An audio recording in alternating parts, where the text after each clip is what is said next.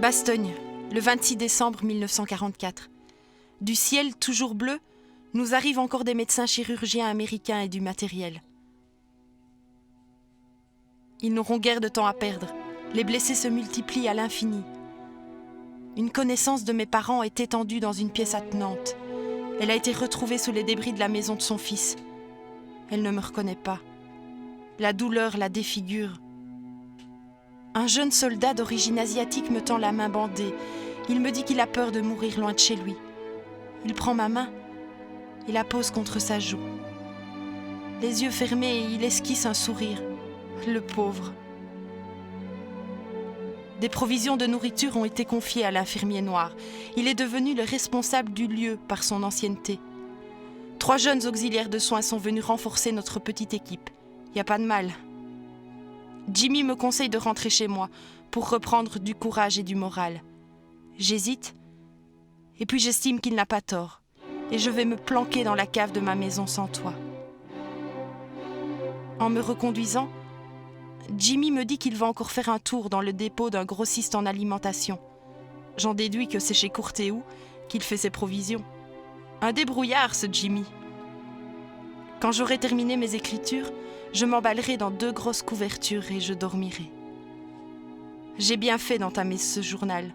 En relisant les premières pages, je me suis aperçue que des faits étaient déjà plongés dans le fond de ma mémoire. Une pensée pour les miens et les patients de là-haut, et je dors.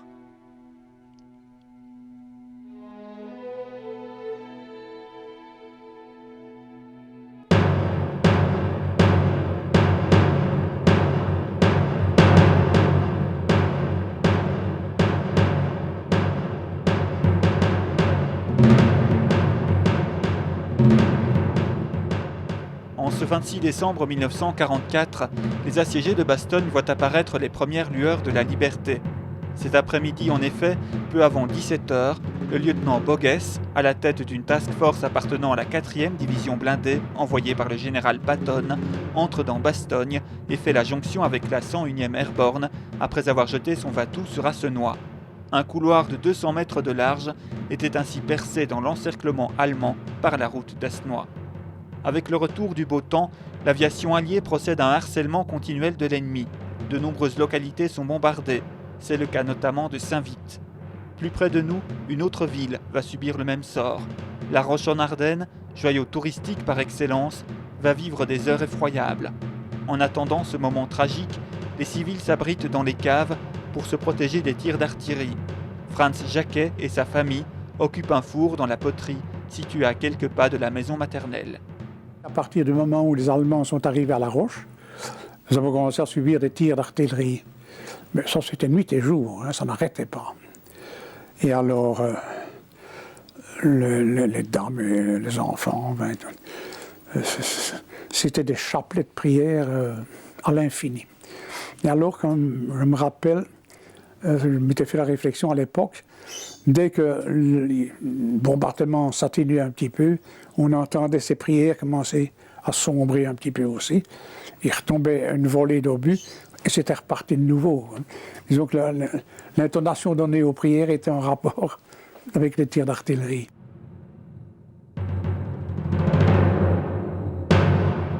Marie-Thérèse et Jeanne Simon sont réfugiées dans la cave de leurs voisins. Il y en avait une qui apportait un pain dans la cave, une personne qui bravait le danger et qui venait quand même essayer de donner un petit quelque chose. Il fallait quand même bien qu'on mange un peu.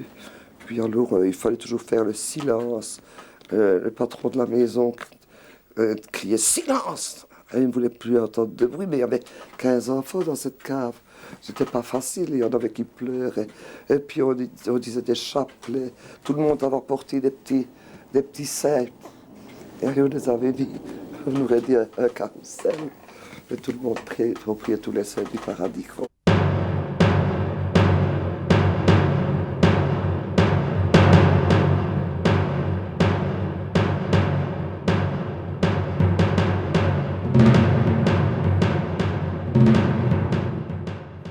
C'est à la fin de la matinée que les feux de l'enfer vont s'abattre sur La Roche.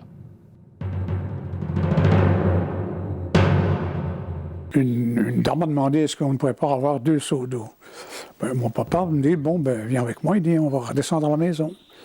Et nous sommes rentrés, parce que la maison est assez grande, il y a une porte ici en dessous, nous sommes rentrés par la porte du bas. Et là, nous y avons vu des Allemands qui préparaient des mélanges antigel. Et on a demandé si on pouvait avoir de l'eau, ils ont dit, attendez, on a dû attendre notre tour. Et c'est à ce moment-là qu'un Allemand est arrivé en courant et a commencé à crier aux autres, les avions américains sont là.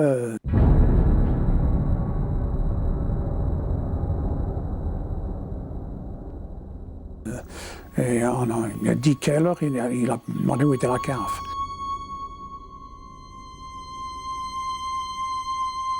Et précisément, il y a une entrée de cave dans cette pièce-là, mon père est là-bas. Et ils nous ont précipités dans la cave avec eux, mais on n'est pas allé plus loin que l'entrée. On est resté au devant parce que mon père me dit, écoute, s'il y a un éboulement, j'aime autant être près de la sortie que dans le fond, c'est moi. Franz Jacquet et son papa décident malgré tout de retourner auprès de leur famille dans la poterie. Papa me dit, viens, on va essayer de rentrer au four. Je m'y sentirai beaucoup plus à l'aise. Et nous sommes sortis, nous avons emprunté les 3 marches qui sont d'ici plus bas. Et c'est à ce moment-là donc on est plaqué au sol. Je les ai entendus tomber, un froufroutement comme ça. Et puis à un moment donné, un déplacement d'air. Je veux dire, on a été collés au sol littéralement. Et je me rappelle de ces 3 marches qui tremblaient en dessous de moi. J'étais appuyé comme si je sentais une grosse marche en pierre qui bougeait. Alors plus de fenêtres, des portes arrachées. Alors on est ressorti dès que on n'a plus rien entendu, on est ressorti aussitôt pour rentrer dans le four et on est reparti par où nous étions venus. Et c'est arrivé ici le long du bâtiment que j'ai regardé en l'air et je dis à mon père, c'est bizarre, il fait tout rouge. Je dis, c'est du feu. Non, dit-il, mon père, c'est pas du feu, mais c'est de la brique pilée, des maisons qui ont été écrasées.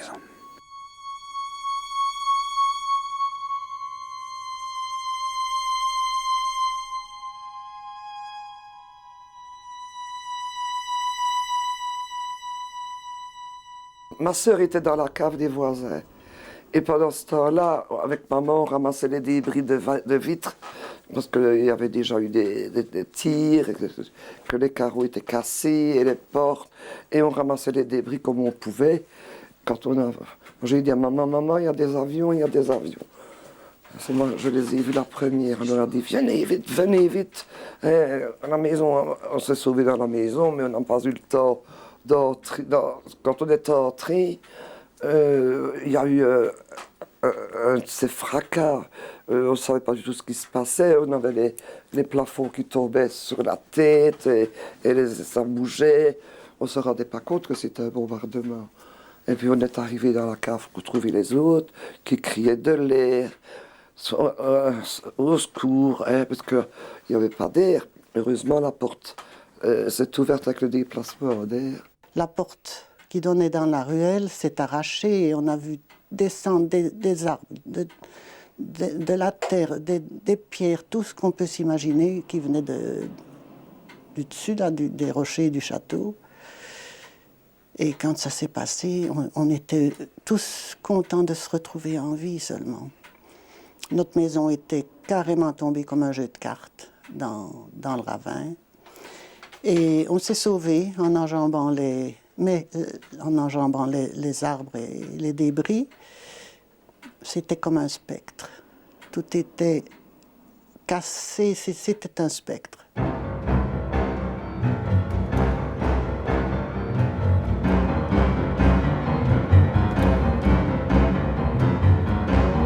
Une fois le bombardement terminé, les sœurs Simon se rendent à l'école des sœurs. Ça nous faisait une drôle d'impression de voir des gens ensanglantés. Puis on avait arrivé aussi le baron qui venait crier au secours parce que toute sa famille était dans les caves et ils criaient, on les entendait, on ne savait rien faire pour les dégager. D'ailleurs, ils sont morts tous dans cette cave. Et le baron, il était arrivé, même il n'avait plus qu'une pantoufle. Mais les gens essaient de s'entraider, mais vous savez, on était tout perdu, quoi. On était vraiment tout le monde perdu. Parmi les victimes qui décéderont dans les ruines du château, la tante et la cousine de l'actuelle reine Paola, que les sœurs avaient rencontré quelque temps plus tôt, lorsqu'elles s'étaient réfugiées provisoirement dans les caves du château. La comtesse Ruffo di Calabria, elle était avec nous dans la cave, qui est parente d'aller avec Paola. Elle fumait beaucoup, elle avait promis, si je m'en sors vivante, je jure que je ne fumerai plus jamais. Mais elle n'a pas eu l'occasion de tenir sa promesse puisqu'elle est morte avec sa maman. Craignant de nouveaux bombardements, la famille Simon décide de ne pas rester dans la roche. On a suivi les voisins qui avaient une maison aux Évets. Pour ça, il fallait passer par le chalet. Parce que la roche était inaccessible, c'était des flammes, ça brûlait. Et quand on est arrivé, je me rappelle, à l'hôtel du chalet, qu'on a vu une vue d'ensemble de la roche. C'était vraiment qu'une flamme. On n'en revenait pas, on n'imaginait pas que ça pouvait être possible, une chose pareille. Un deuxième bombardement le 27 décembre va provoquer d'autres dégâts en plein cœur de la petite ville. Il faut se représenter que l'arrière-garde américaine, qui est partie en dernier lieu de la Roche, avait pour mission effectivement de faire sauter le pont.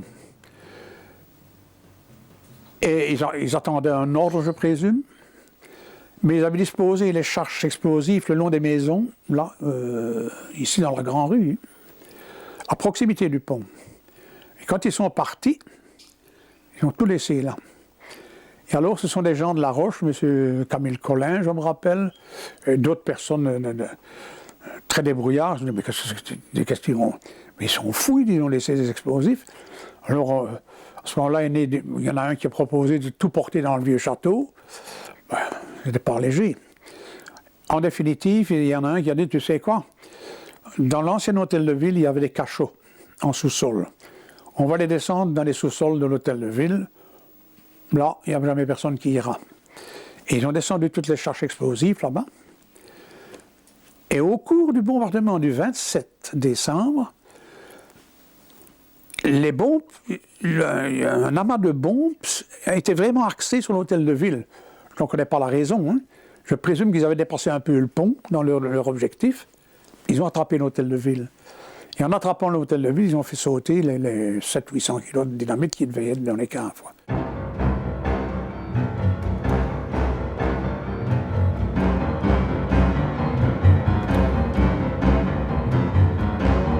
Une fois le calme revenu, c'est la découverte d'un paysage d'apocalypse. On ne savait pas où on était.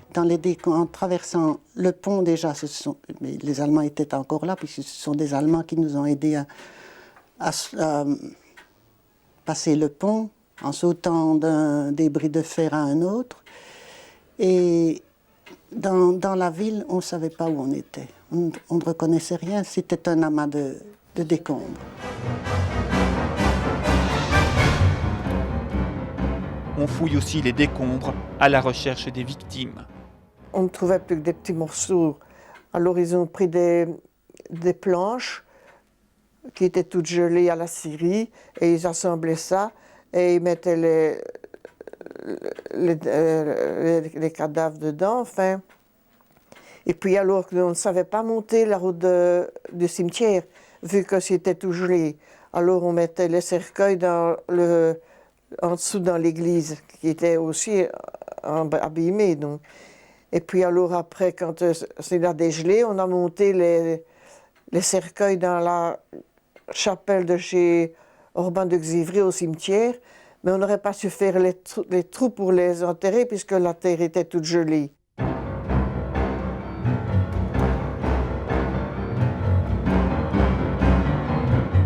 En province de Luxembourg, d'autres villes sont accablées par des bombardements ce 26 décembre. C'est le cas notamment de Oufalise. Vers 10-11 heures, nous avons été surpris par des déflagrations terribles. Les vitres ce qui restait de vitres, elles volaient en éclats. Tout le monde a pris peur, on n'avait jamais eu cela. Nous avions un Allemand qui était chez nous autres, qui était passé pour aller à la toilette dans le jardin, parce qu'il y avait une toilette dans le jardin. Il est rentré comme un fou. Nous autres, nous ne savions pas ce qui se passait, mais lui, il savait ce qui se passait. Hein. Alors papa nous dit, mettez-vous dans l'embrasure des portes, il dit. Hein. Et tout s'écroule. Et nous sommes mis donc là, dans les baies des portes, protégés par le mur qui était au-dessus de nous. Alors le bombardement était terrible. Après ça, nous sommes descendus en cave. Et puis alors ça s'est calmé et on est sorti à la porte. Et là on a vu tous les bâtiments qu'on avait vus qu'on ne voyait plus, quoi. Ils étaient en ruine, il y avait de la fumée, de la poussière partout et des squelettes de bâtiments, des charpents, etc.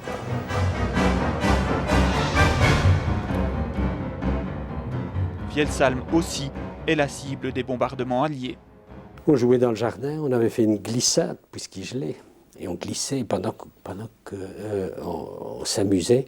À un moment donné, j'ai vu passer des forteresses volantes avec leur étoile blanche et qui tournaient au-dessus de Vielsalm. Ça devait être aux environs du 26 décembre, je crois. Et j'ai vu sortir de ces avions des petits points qui descendaient. Je ne savais pas exactement, on ne voyait pas ce que c'était.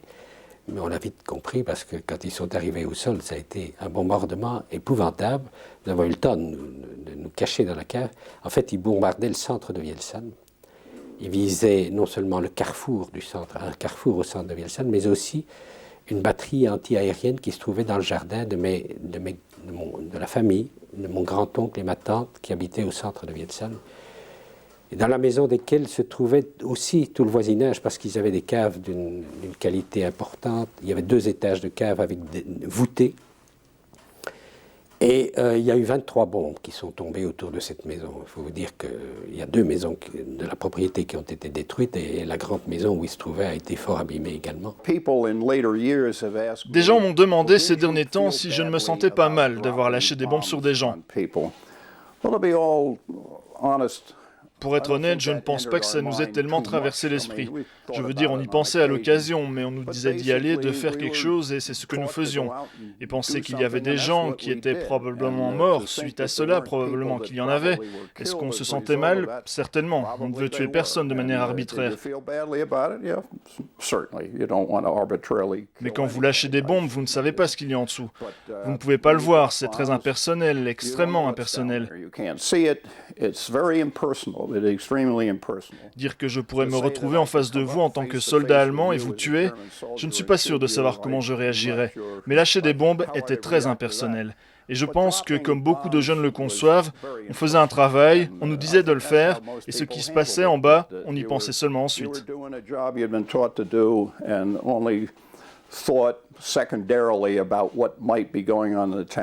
Et toutes ces personnes-là qu'on a quittées au château, on les connaissait personnellement. Ces personnes-là, à l'école des sœurs, on les connaissait personnellement. Et puis les autres, tous les autres. Et puis, du jour au lendemain, il est arrivé une catastrophe, ils sont disparus. C'était plus la même chose, quoi.